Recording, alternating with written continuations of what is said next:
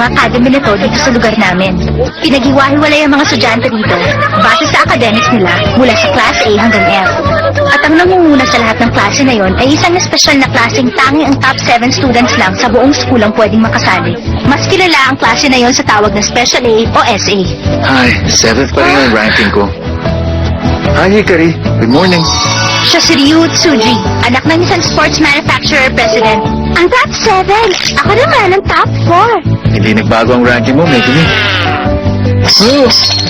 Ako naman ang nasa 3rd. Siya si Megumi Yamamoto, anak ng music producer at isang magaling na singer. Ako ang top 4. Siya naman si Jun Yamamoto, ang kakambal ni Megumi. Top 3 ang kakambal ko. Good morning, guys! Ay, nako, nagugutom na ako. Tadashi. Ay, Akira, pagluto mo naman ako ng makakain, oh. Ito naman si Tadashi Karino, anak ng board chairman ng school. Siya naman ang top 5. Ayusin mo salita mo kung magre-request ka. Siya si Akira Todo, anak ng isang airline company president. Si Akira, rank number 6.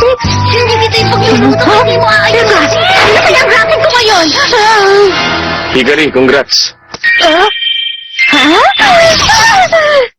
May isa akong kaklase na hindi ko matalo-talo.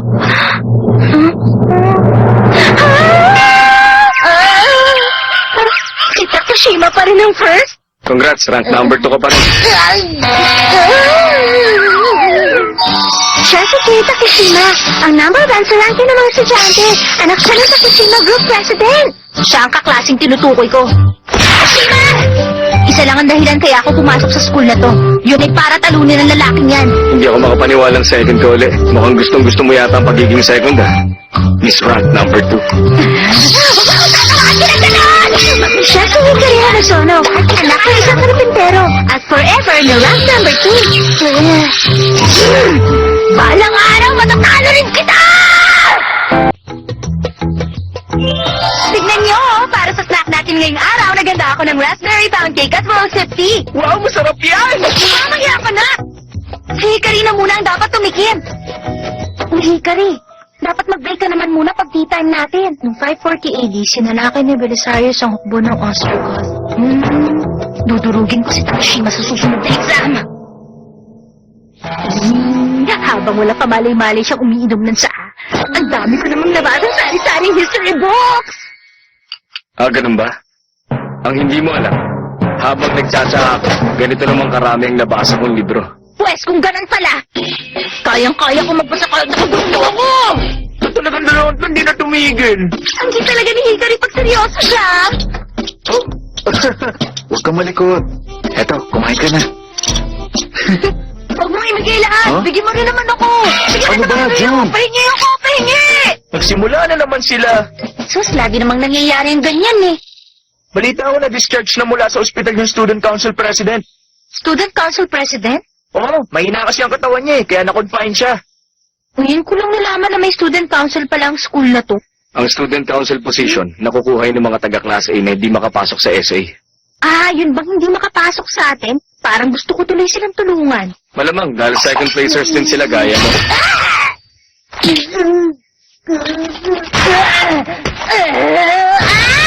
Huwag mo akong tawagin second placer!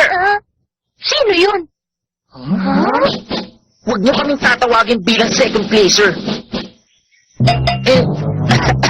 Teka, ikaw ba si... Sino ka nga ba? President, teka, okay ka lang ba? President, kaya mo pa ba? Parang natatandaan ko kayo. Kung ganon, hindi niyo pala alam kung sino ako, ha? Kilala na siya child prodigy nung bata pa siya. Ngayon, siya na nangunguna sa lahat ng sophomores. Siya si Hajime Take mula sa Class 2A.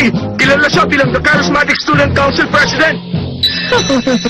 Mabenta ngayon ang mga picture ko sa mga rave reviews. Ah, ikaw pala yun! Yung presidente na mahina ang katawan at lagi na hospital pero hindi nawawala sa pwesto dahil mayaman siya. Sikreto ko nga yun eh. Anong pakay dito ng presidente? Ba't ka pumunta dito? Sandali lang, huwag niyo sabihin nakalimutan niyo na nung masyado niyo ako ninsulto kanina umaga. Pasensya na kung pinaghintay ko kayo. Narito ng Student Council President. Muling nagbabalik ang school. Good morning! Akira! Tingnan niyo! Isa pang member na SA! Tara, lapitan natin!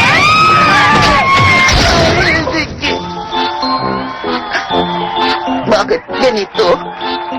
Nagkakainis sila. Ang yayamang nilang lahat. At dahil nga ron, naisip kong magsama ng mga kagaya kong may ambisyon na labanan kayong lahat. Dudurugin namin ang SA! Hindi naman kaya naiinggit lang kayo? Ano ngayon? Pagbabagsakin ko ang SA para ako naman ang purihin at mapansin ang buong school. At dahil doon, may dala akong hidden challenge para sa SA! Ibig mo sabihin, hinahamon ng klase ang SA?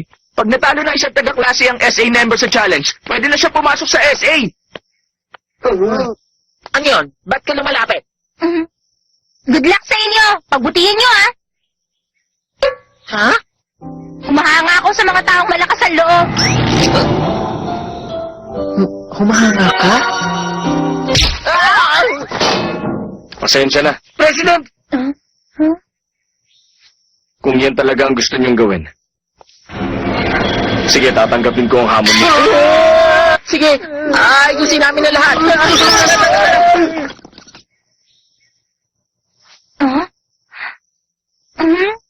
Ayos! Exciting ang challenge na to! Ang showdown ng SA at ang student council? Wow, hindi na ako makapaghintay! Susunod na ako ng SA! Ito. Huh? Piruin niyo, pro wrestling ang magiging main event ng challenge? Pro wrestling? Parang weird naman yata, no? Patingin nga. Ito. Oo nga, no? Huh? Matanong ko nga kayo, sino ba kasi pumili ng pro wrestling? Yung challengers, malayang pumili ng kahit anong evento gusto nila.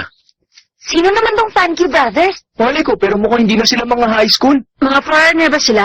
Professionals? Ano bang pumasok sa kukote ng student council? Bawat party dapat may dalawang lalaban. Huh? Para sa atin, pagdating sa wrestling, Okay, sige! Lalaban ako, hindi ko atrasan yan! sabi ko na eh, tama ang hula ko. Sigurado sasali si Takashima, di ba? Huh? Oo, pwede rin. Ang saya! Excited na excited na ako! Pero kailangan makatulong din kami sa inyo. Oo nga, masyado nila tayong inahamon. Bad trip naman kung manonood na lang kami, di ba? Kung ganun, painitin natin ang event. Oo, tama! Alright! Humanda na!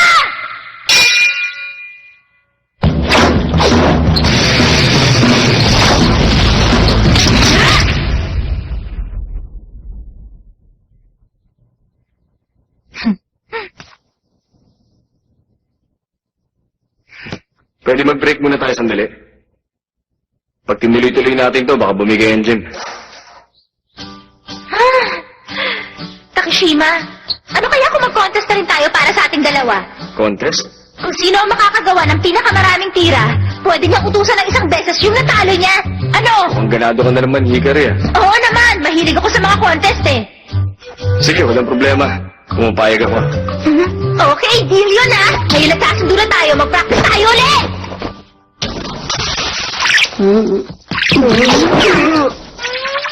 Ano ba yan? Mga tao ba sila? President, pag hinayaan natin yan, baka matalo ang Paggy Brothers. Kung ganun, mukhang kailangan natin gumamit ng dirty tactics.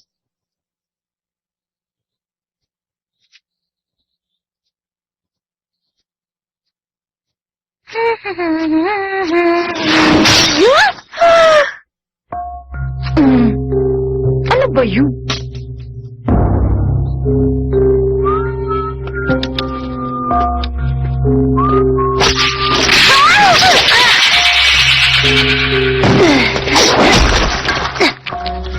Points! Sandali. Ano ba nangyayari? Parang ang dami naman yatang weird na nangyayari ngayong araw. Di ba alin na nga? Baka pwede mo na sabihin ngayon kung tungkol saan to. Anong dahilan na tinatakan niyo ako? Gusto mo malaman? Inutusan kami ng president ng student council na gulpin ka. Kung hindi masaktan yung kasama mong babae, swerte siya. Hikari!